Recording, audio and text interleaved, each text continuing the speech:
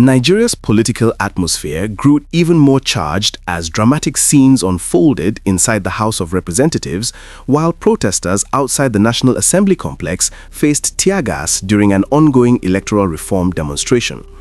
What began as a heated legislative disagreement over the Electoral Act Amendment quickly escalated into a broader national moment, with tensions visible both within the chambers of power and on the streets of Abuja.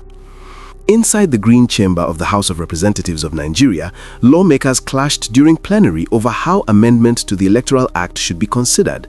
The controversy centered on the approach adopted by the Deputy Speaker, Benjamin Kalu, who moved to take sections of Clause 10 collectively rather than debating them one by one. His decision immediately drew resistance from several members who insisted that such a sensitive and consequential bill must be scrutinized clause by clause. Members of the minority caucus were particularly vocal, arguing that grouping multiple clauses together could limit proper legislative oversight and prevent detailed examination of provisions that may significantly affect Nigeria's electoral system.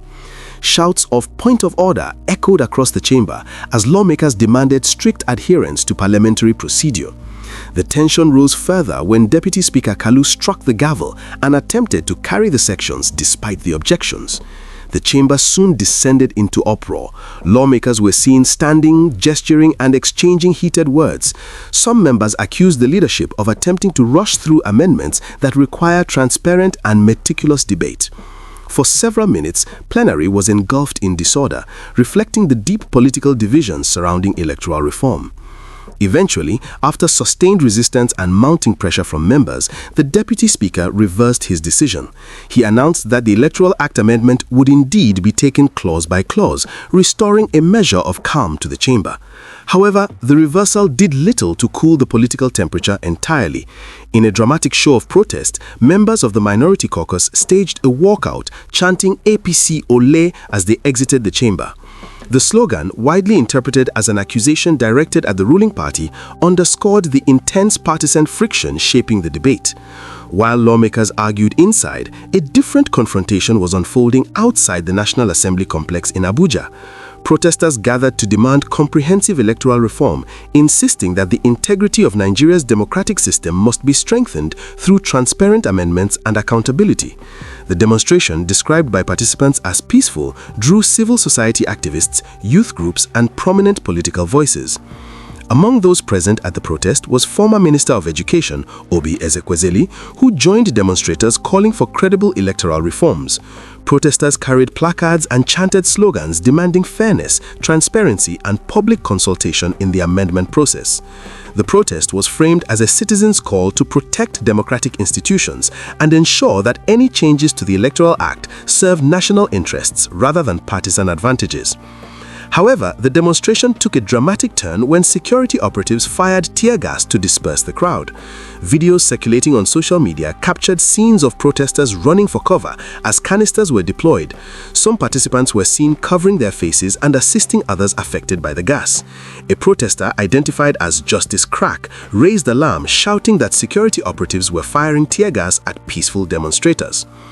The deployment of tear gas added another layer of controversy to an already tense day.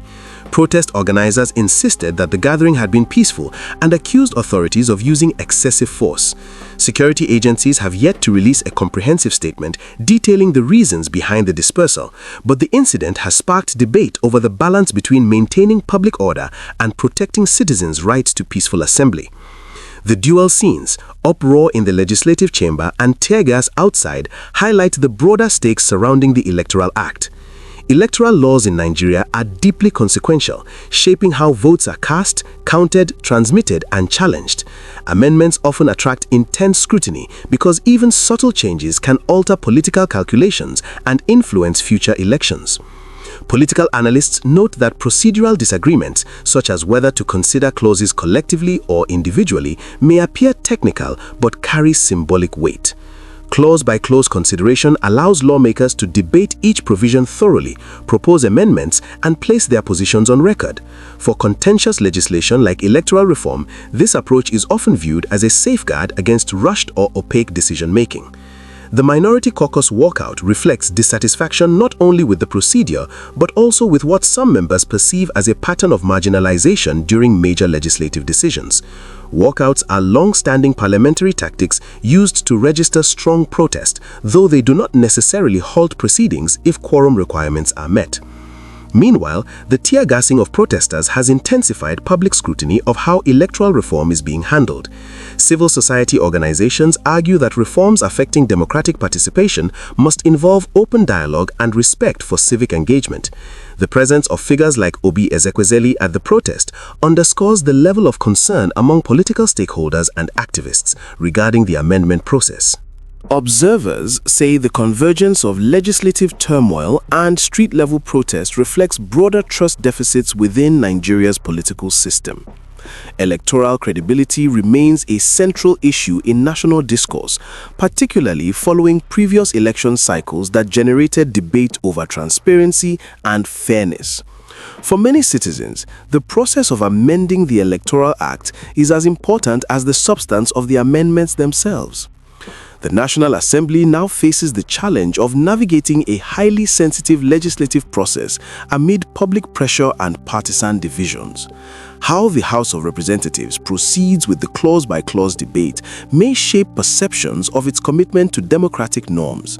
Equally, how authorities respond to peaceful protests will influence public confidence in constitutional rights and civic freedoms.